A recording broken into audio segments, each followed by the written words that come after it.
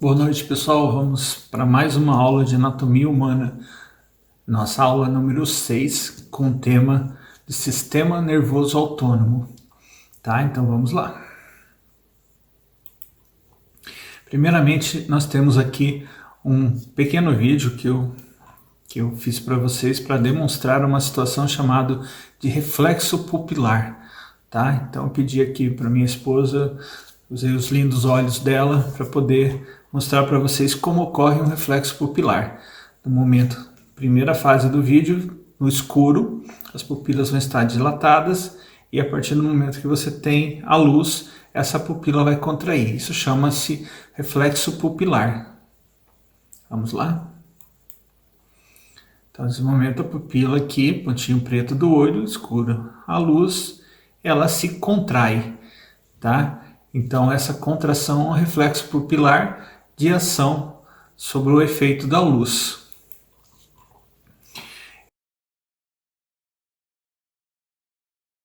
Nós temos um sistema no organismo que faz esse processo.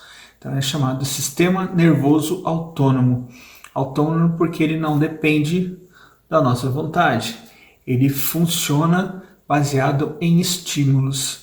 Estímulos que são estímulos visuais, estímulos do meio ambiente e estímulos internos do nosso corpo.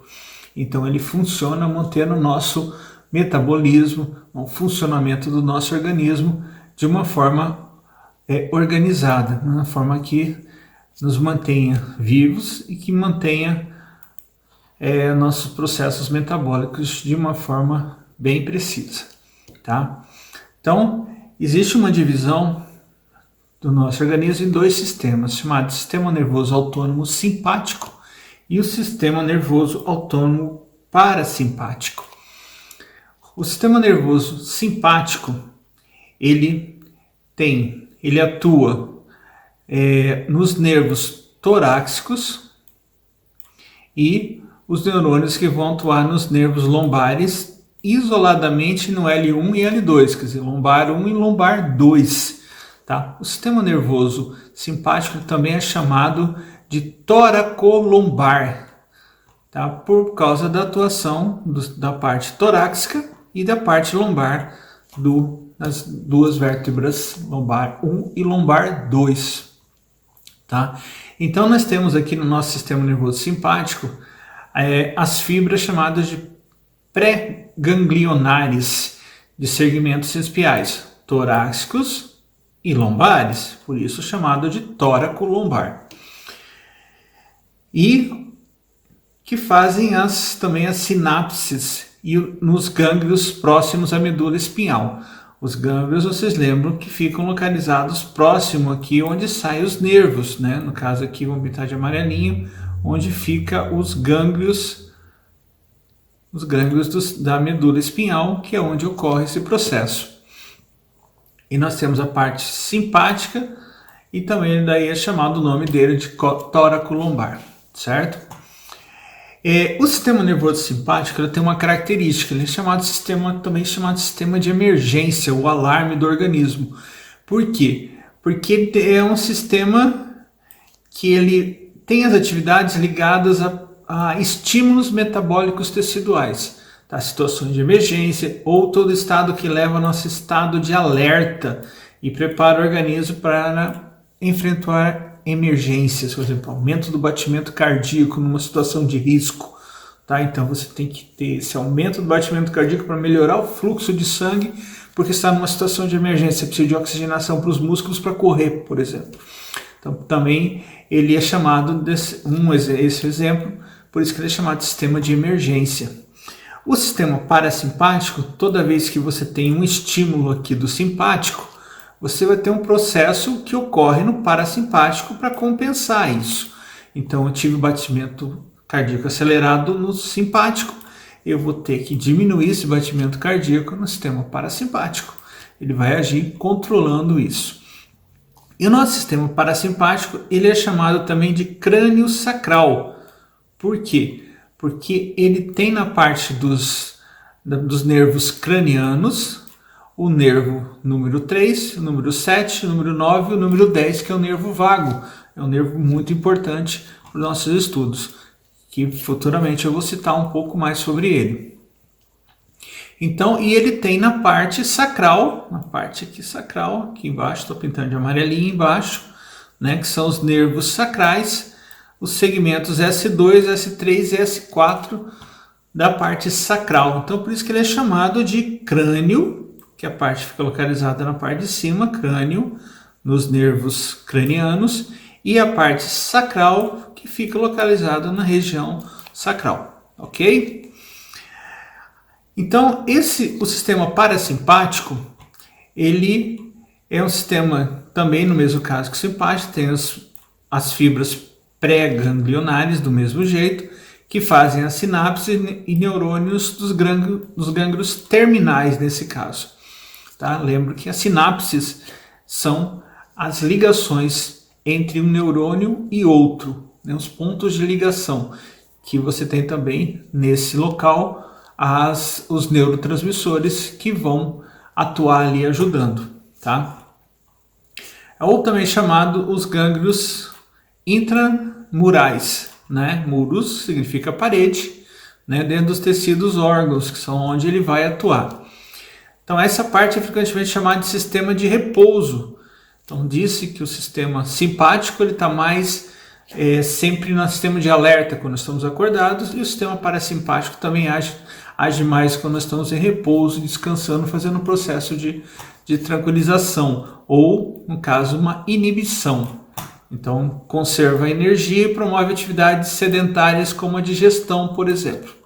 Ok?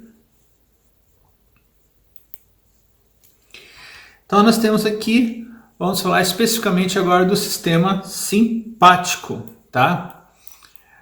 Onde ele está atuando. Então, lembra que o simpático, ele é um sistema que ele vai atuar aqui no tóraco-lombar, né? Parte torácica da coluna, T1, T2, T3, T4, T10 até a T12, a parte torácica.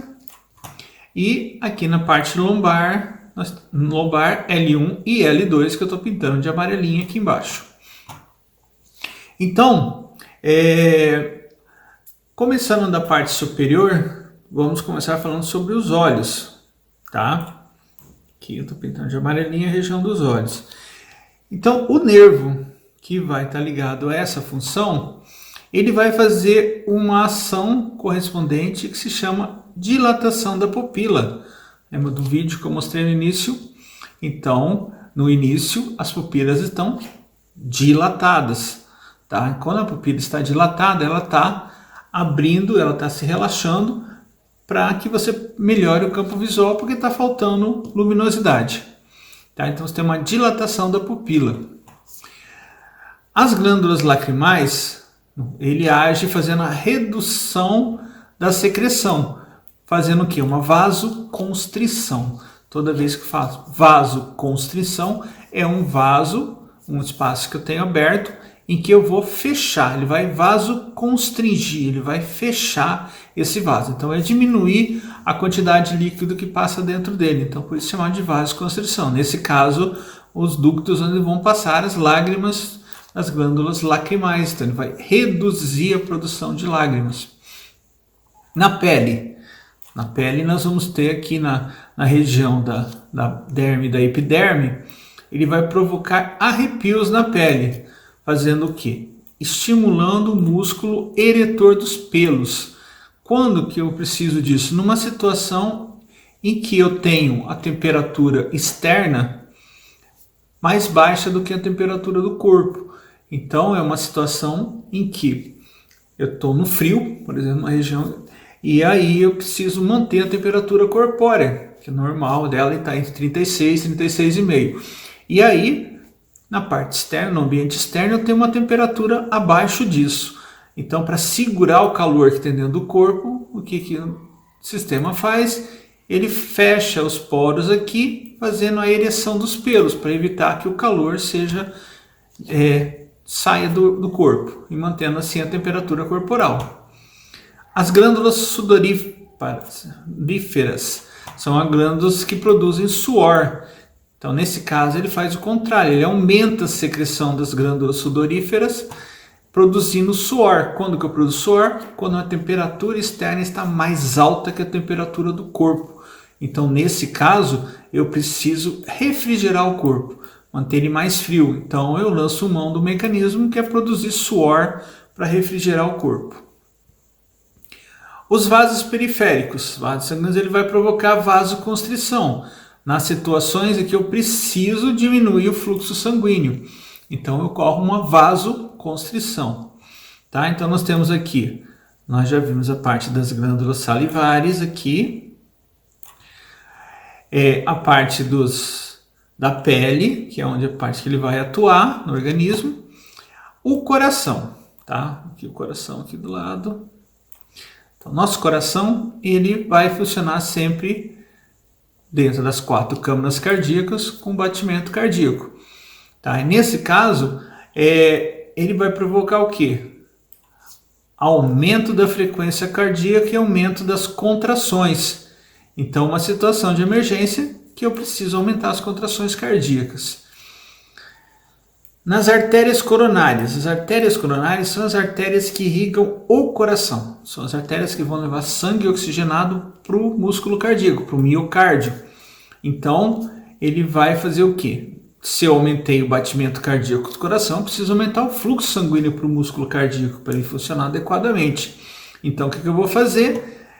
O sistema ele vai fazer uma vasodilatação. E ao contrário da vasoconstrição, eu dilatei, eu aumentei o espaço dentro do vaso sanguíneo para fluir mais sangue para aquela localização. Nos pulmões, aqui o desenho dos pulmões aqui do ladinho, ó. Nos pulmões eu vou fazer o quê? Eu vou fazer uma broncoconstrição e reduzir secreção. Lembra, constrição é fechar, só que aqui no caso ocorre nos brônquios, que também é uma estrutura oca em que ele vai constrigir, ele vai fechar. E aí eu vou reduzir com isso a secreção da região dos brônquios, que são a parte estrutural dos pulmões. No sistema digestório, que eu tenho aqui, ele vai provocar o quê? Ele vai diminuir peristaltismo, tá? Vai contrair os esfínteres externos do ânus. O que é um esfíncter e o que é um peristaltismo? Peristaltismo é um movimento em que esses órgãos ocos, como no caso do estômago, ele se contrai, no caso do estômago, para auxiliar a digestão física, a digestão mecânica, amassar o alimento dentro do estômago, peristaltismo do estômago. E existe o peristaltismo do intestino também, que ele vai apertando ali, abrindo e fechando para poder deslocar o bolo alimentar e o bolo fecal depois, certo? E os esfínteres são estruturas musculares circulares que existem em algumas partes. Uma delas é o ânus, é o esfíncter anal. Então, o esfíncter aqui no caso, ele vai fazer o quê? Ele vai contrair o esfíncter externo. Então, quando o bolo fecal chegou lá no ânus, ele vai para ser jogado fora. Então, se você estiver numa situação que você não tem como ir ao banheiro, naquele momento que ele faz, ele contrai o esfíncter e fecha ali para não sair. E depois você vai relaxar ele no momento que você for ao banheiro, certo? E também provoca a vasoconstrição para desviar o sangue para outro local. O que acontece se você estiver numa situação que você sofreu um acidente, se você está perdendo sangue? Então o organismo lança mão de uma situação que ele faz vasoconstrição nas partes periféricas do corpo para preservar o sangue nos órgãos alvo principais, coração e cérebro, que são onde você não pode faltar oxigenação. Tá? Isso é um sistema complexo que depois, quando entrar no sistema cardiovascular, eu vou detalhar um pouquinho melhor para vocês. Ok? No fígado, ele vai fazer uma coisa chamada quebra de glicogênio, a síntese e liberação da glicose. Então nós temos aqui o fígado. Vamos pintar de uma corzinha diferente para não ficar igual, né? Vou colocar de um tonzinho de verde. Aqui, o fígado aqui. Então, o fígado, o que acontece? Quando nós nos alimentamos, o alimento é transformado em açúcar esse açúcar quebrado em forma de glicose e essa glicose em forma de glicogênio. Daí ele é armazenado no fígado para situações de emergência.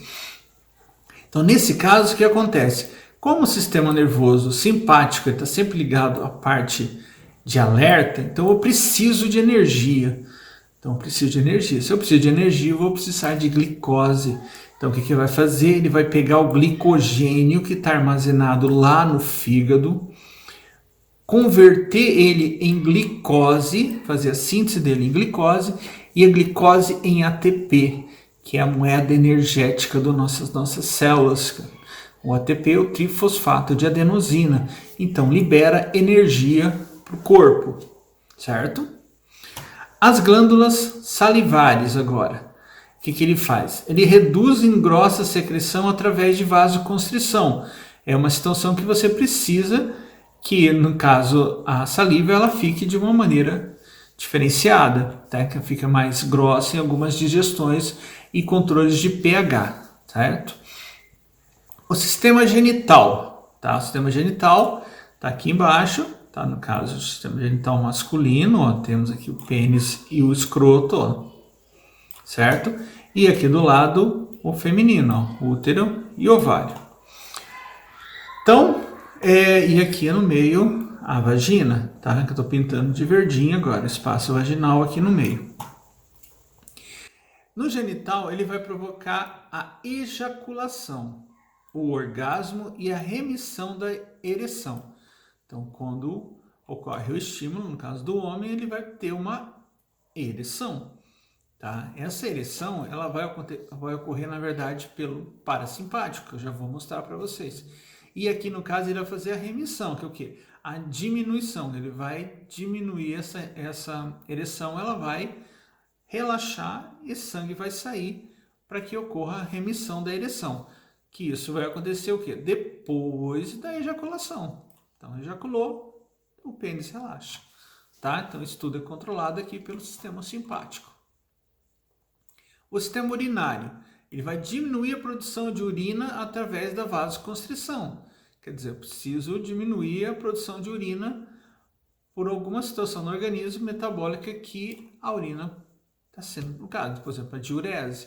Então, por que se usa um diurético? Para diminuir a quantidade de líquido no organismo para baixar a pressão. Então, aqui no caso também é um sistema que ocorre quase da mesma maneira.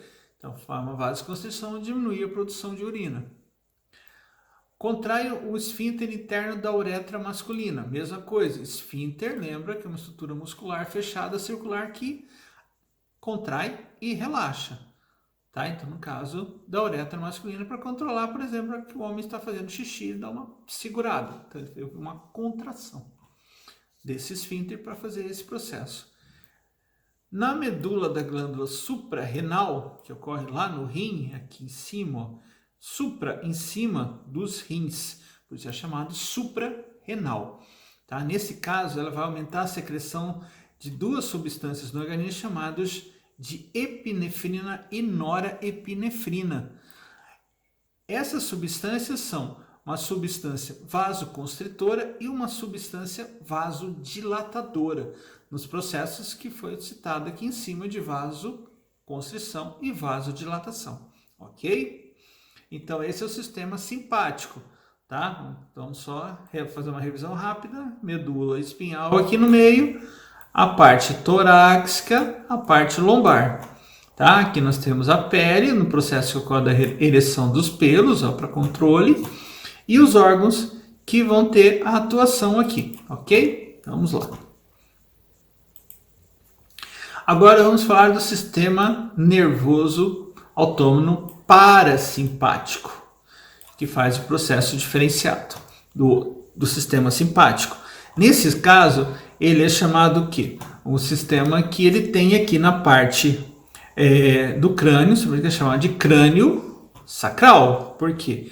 Nós temos os pares de nervos que saem daqui, no caso, o terceiro par de nervo aqui, que vai para a parte do olho. Eu tenho o sétimo par de nervos aqui, que vão controlar, nesse caso, as glândulas salivares. E eu tenho o nono par de nervos aqui, nervos cranianos, que saem do crânio. E aqui o nervo vago, que é um nervo muito importante para o organismo. O nervo vago, ele vai passar e vai mandar ordens para o coração, para o pulmão, para o sistema, parte digestória, e ele vai se ligar também à parte renal, à parte da bexiga urinária, e aqui embaixo até a parte sacral, eu estou pintando de verdinho, que seria o correspondente ao S2, S3 e S4, ó, 3 correspondências da parte sacral. Então vamos lá. Lá no simpático, lembra? Nos olhos ele fazia o quê? Dilatação da pupila. Aqui eu vou fazer o contrário, eu vou contrair a pupila. Quando que eu contraio a pupila? Videozinho do início, presença da luz. Luz sobre os olhos, contração pupilar, tá? Reflexo pupilar. O corpo ciliar, que é uma parte do músculo ocular, que vai fazer a acomodação da visão para a visão de perto, tá? Então ele vai fazer esse processo para você poder direcionar onde você está visualizando no momento. Nas glândulas lacrimais, ele vai fazer o aumento da secreção. O simpático diminuía, aqui é o aumento. Então, uma situação que eu preciso aumentar a quantidade de lágrimas. Por exemplo, uma irritabilidade dos olhos, algum corpo estranho, poeira, alguma coisa, o que o organismo faz? Produz mais lágrimas para lubrificar os olhos e proteger. Então, a lágrima tem a função de lubrificação e a função de limpeza e proteção, porque ele libera também anticorpos para que o micro-organismo não penetre no nosso organismo, tá? Bactérias, fungos, alguns vírus que eles conseguem proteger. No coração, tá? Aqui no nosso coração, ele vai ter a atuação contrária do simpático também. Lá ele aumentou a frequência cardíaca, que aí eu tenho que diminuir a frequência cardíaca e a força de contração. Porque senão o coração fica muito acelerado e isso pode dar um colapso cardíaco, até uma parada cardíaca, se ele continuar acelerando sem parar.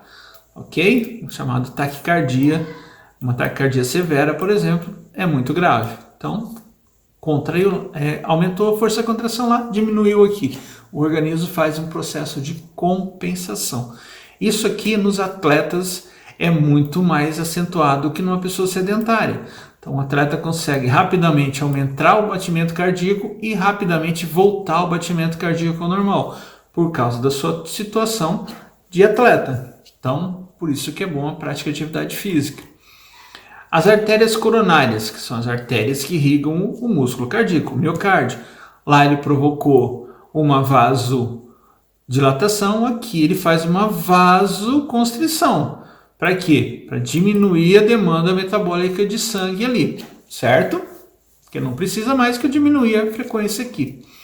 Nos pulmões, broncoconstrição e aumento de secreção. Uma situação que você precisa aumentar a secreção nos pulmões, tá? Numa situação de irritabilidade ou uma situação de algum micro-organismo também que penetrou aqui pelo ar e que está provocando que você precisa agressão aos brônquios, e aí ele precisa aumentar a secreção para fazer a proteção e também a lubrificação do sistema.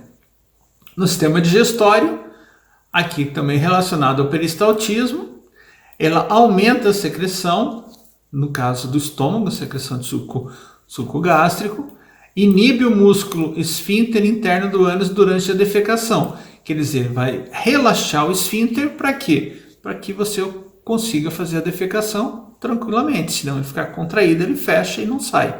Então ali ele faz um relaxamento e você consegue fazer a defecação normalmente.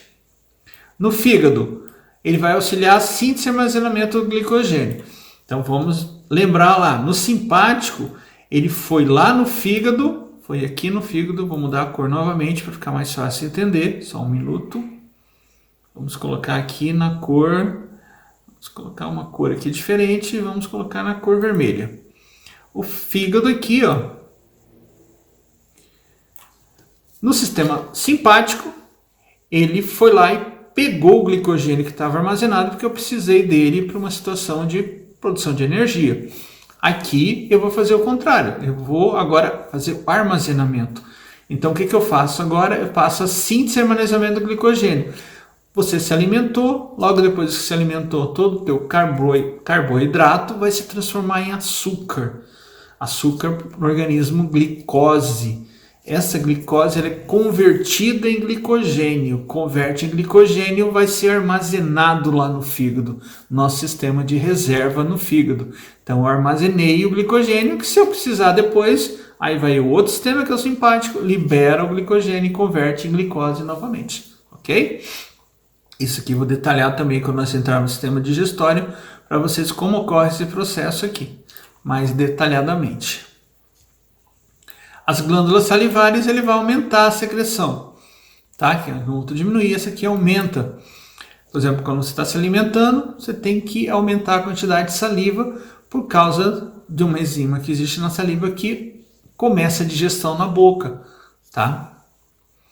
No sistema genital, lembra que lá ele provocou a ejaculação e o relaxamento do pênis. Aqui ele vai provocar o quê? O enchimento dos tecidos eréteis. Ele vai fazer aqui, o genital masculino, ó, fazer com que ele entre em ereção.